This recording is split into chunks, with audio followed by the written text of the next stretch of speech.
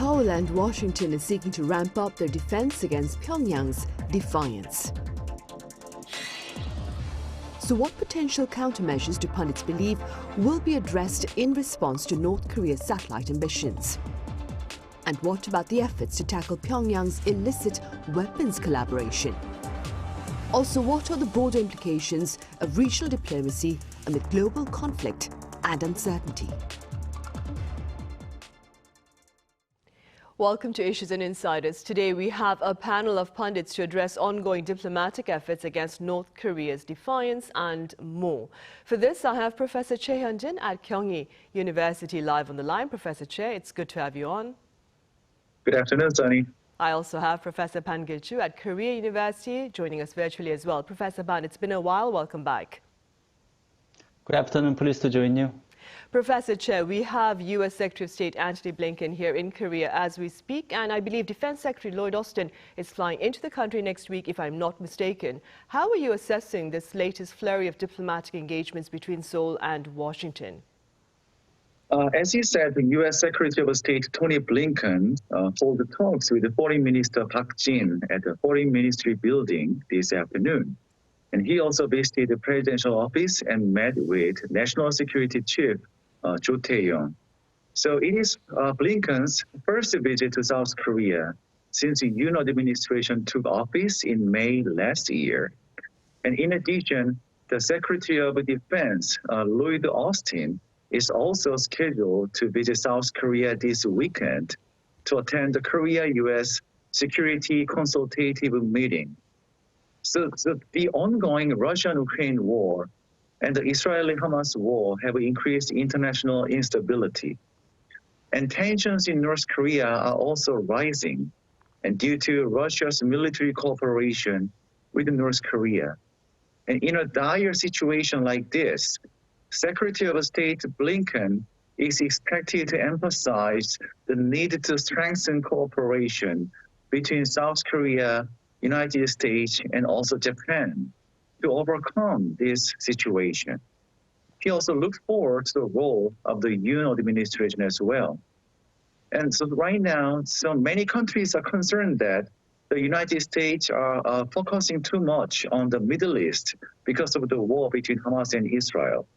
But through this visit, the Tony Blinken will send a clear signal that the United States is fully engaged with South Korea and also key allies in East Asia for the stability of the Indo-Pacific region. And secondly, the defense ministers of both countries are expected to focus on how to implement the extended nuclear deterrence together. The principle that was agreed by the leaders of both countries in Washington in April, and especially both ministers will discuss how to strengthen extended deterrence measures based on the deployment of 3 nuclear retaliation tools, that is ballistic missile, submarine, and strategic bombers. And lastly, there is a highly anticipated U.S.-China Summit next week, and therefore there is an opportunity for the U.S. and South Korea to coordinate and seek cooperation before this summit. Right, indeed. Professor Ban, as Professor Choi just mentioned, Blinken's visit to South Korea comes just ahead of the planned U.S.-China Summit on the sidelines of APEC in San Francisco starting this weekend, I believe. That being said, what issues of mutual interest might South Korea and the U.S. address in advance? Well, several issues might be on the list. First of all, these days, both South Korea and the United States have focused on the policy of de-risking, not the policy of decoupling, while defining China as a key target. That explains why the United States is eager for the U.S.-China Summit in San Francisco, and South Korea is enthusiastic about making the ROK-Japan-China Summit and the ROK-China Summit feasible in the near future. In line with that, the APEC Summit could serve as a golden opportunity to make the policy of de-risking viable and functional for both South Korea and the United States. Moreover, the coordinated efforts for the policy of de-risking could contribute to mitigating the new corridor mechanism. So South Korea and the United States are expected to discuss this issue in more detail. Second, related to the first issue, collective economic security or global economic resilience could be on the agenda. China has been recognized as a key perpetrator of economic coercion. So the group of democracies has determined to introduce and adopt the concept of collective economic security. The problem is that the policy of de-risking might be confrontational with collective economic security. Accordingly, both South Korea and the United States need to address this dilemma in advance. Third, the North Korea-Russia arms deal should be dealt with in advance. As you are well aware, North Korea's financial transactions with Russia make international sanctions against North Korea unfunctional and neutralized. So both South Korea and the United States should push China to stick to sanctions against North Korea. How to do that is going to be a key issue for both countries. Finally, the Taiwan issue would be on the agenda as well in a situation where the crisis in the Taiwan Strait is growing. By taking advantage of the upcoming foreign events, particularly the APEC summit, China is most likely to compel others to take its demand that Taiwan should be recognized as China's domestic affairs. So South Korea and the United States need to recheck the positions of each side once again on the Taiwan issue and remain harmonized. Right, and talking about harmony, Professor Choi, as mentioned by Professor Ban, intelligence authorities here in the country talk about a potential third spy satellite launch attempt by North Korea, and that this particular attempt might actually be successful. If that is the case, what joint countermeasure do you envision from South Korea and the U.S.? Yes, I also predict that North Korea's third launch of the military spy satellite is imminent in the middle of close ties between North Korea and Russia. And in response to such military threat posed by North Korea, the Seoul and Washington have prepared some countermeasures. And one of them is the strengthening of extended deterrence measures against North Korea. And there's another measure that is South Korean military is planning to launch its first independence reconnaissance satellite from the United States Air Force Base in California on November 30th, that is this month. If this launch is successful, this military satellite will provide our military with eyes on North Korea, greatly improving our so-called kill chain capabilities. The kill chain is a military operation to eliminate North Korea's nuclear weapon and ballistic missile before they are launched toward South Korea.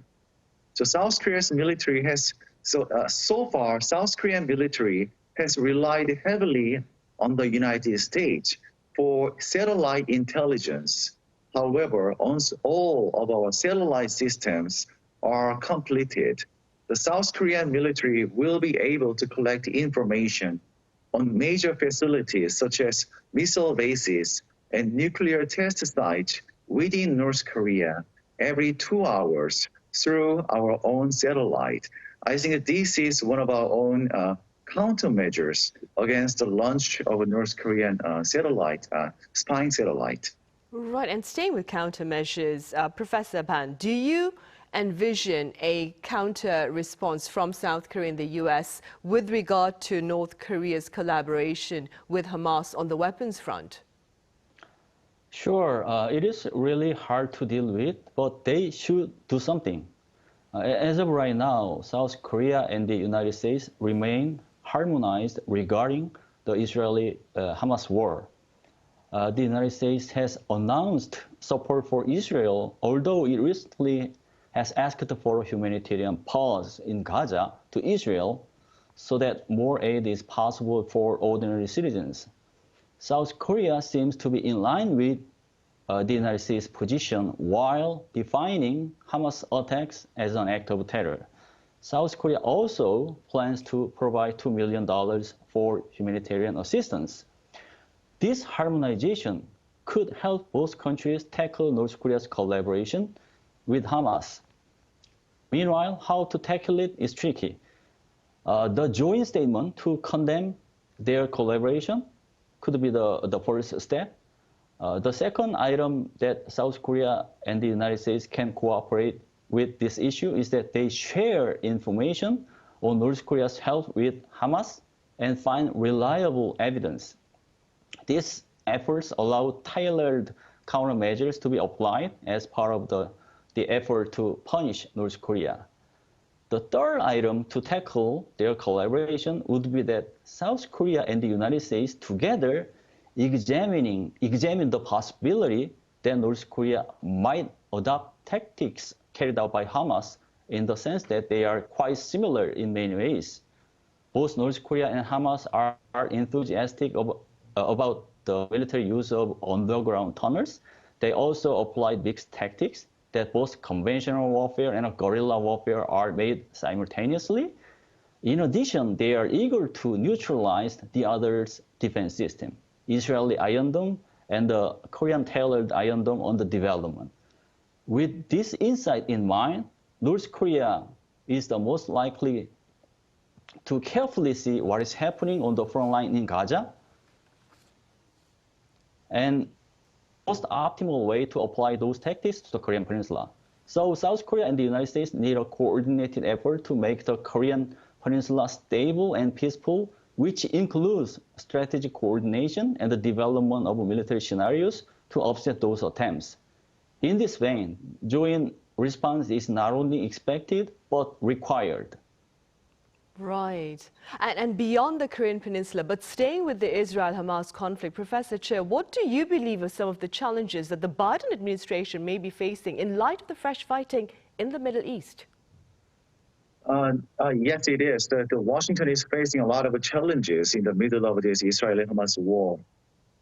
This war has entered its second month. And according to the Palestinian Health Ministry, the death toll on the Palestinian side has exceeded 13,000 since the start of the war, with more than 4,000 of them children. And of course, we know that this number can be somewhat inflated, but it is true that there are a lot of civilian casualties now. But Israel has repeatedly rejected U.S. proposals for ceasefire, and Prime Minister Benjamin Netanyahu has made comments suggesting a reoccupation of Gaza Strip, defying American demands. So President Biden said that Israel's reoccupation of Gaza would be a huge mistake because this will lead to a long and costly war in the Gaza Strip with a lot of civilian casualties. But Netanyahu also rejected this proposal. And President Biden also proposed that on November 6th for a 3-day ceasefire for 3 hostages. So Biden's proposal was that Hamas release 10 to 15 Israeli hostages during the 3-day period and provide a list of all other hostages as well.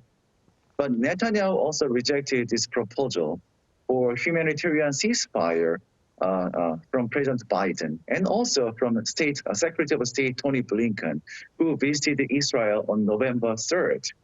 The United States continues to try to persuade Israel with a new phrase such as tactical ceasefire instead of humanitarian ceasefire. But Netanyahu has a strong reservation about a ceasefire, first because he does not trust, and secondly because an Israeli soldier was killed and kidnapped by Hamas during a ceasefire in 2014. So Netanyahu has this memory of Hamas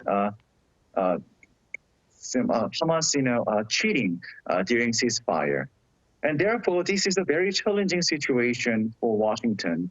The United States has fully supported Israel since the beginning of the war. And Israel is considered as a loyal ally of the United States. So criticism of increasing civilian casualties in Gaza and Israel's refusal to ceasefire has become a political and also diplomatic burden for the United States.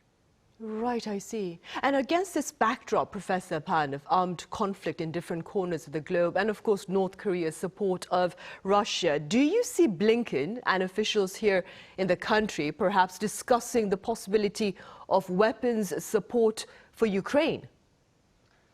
I believe that the matter of continuous support for Ukraine is expected to serve as a key item for Secretary Blinken.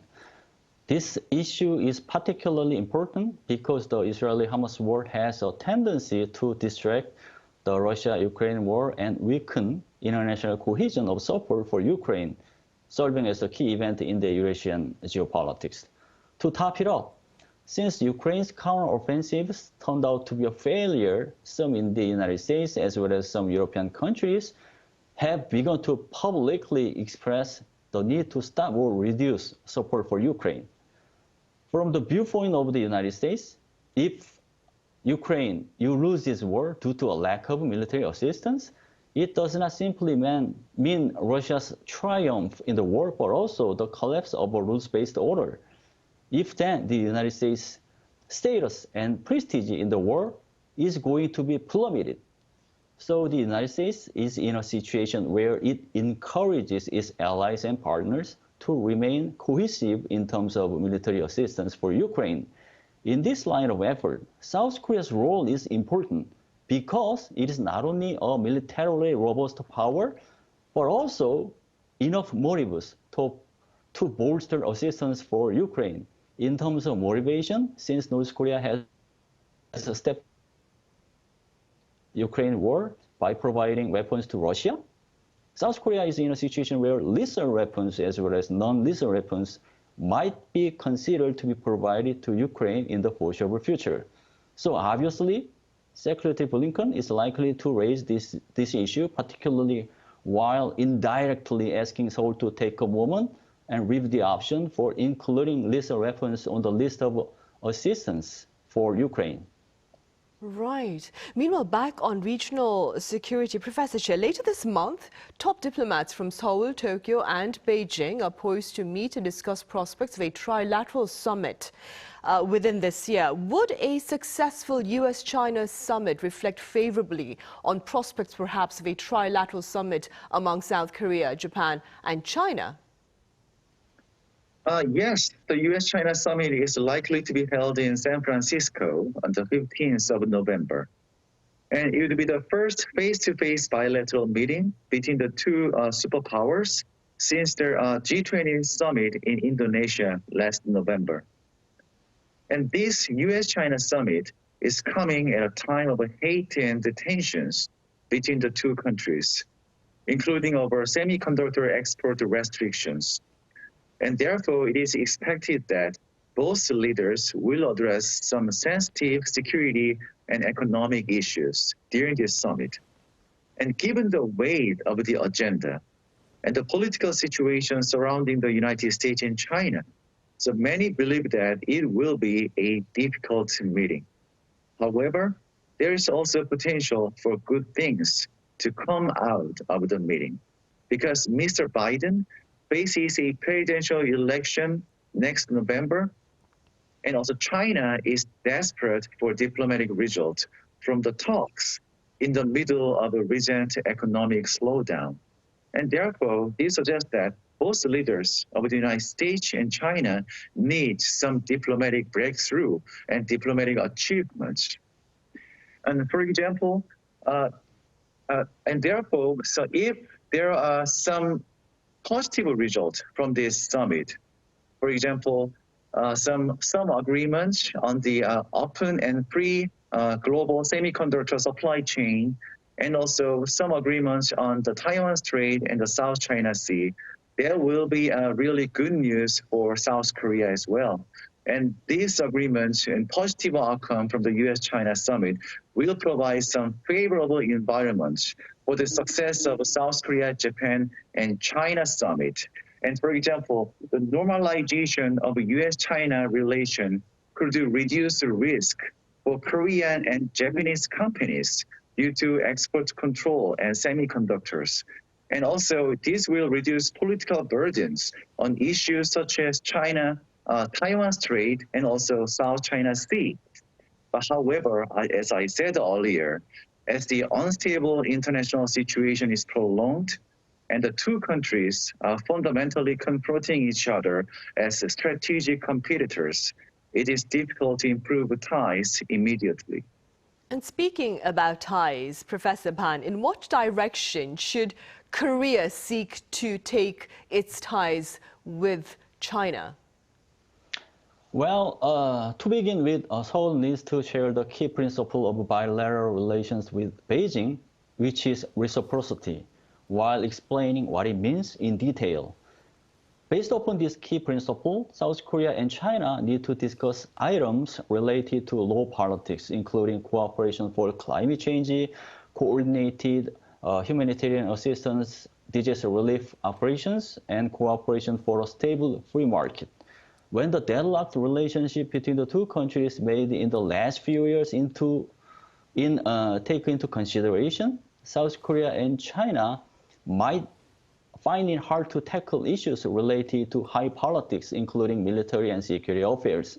So basically, they need to revive their relationship while starting from easy ones and then evolving them into tricky ones. As part of the efforts to promote law politics agendas, they might start thinking about a platform for both MG generations to communicate culturally, academically, and even economically. In addition, track 2 conferences could be laid out to promote the discussion of experts between the two countries. A business forum could be designed to boost investment between companies in South Korea and China. In a nutshell, South Korea and China together need to dig out law politics agendas such as culture, education, business, and climate. Nuclear program needs to be touched upon because its nuclear provocations do not help the national interests of both South Korea and China. Although it is a high politics issue, South Korea needs to bring this issue to the table along with other law politics agendas. Right, indeed. So address issues of mutual interest first before addressing issues of mutual concern. That. Professor Ban, as always, thank you so much for your time and your thoughts today. And Professor Choi, thank you very much for your insights. Thank you very much. Thanks for having me. Most welcome. On that note, we end Thursday's edition of Issues and Insiders. Thank you for watching. See you same time tomorrow. That is Friday.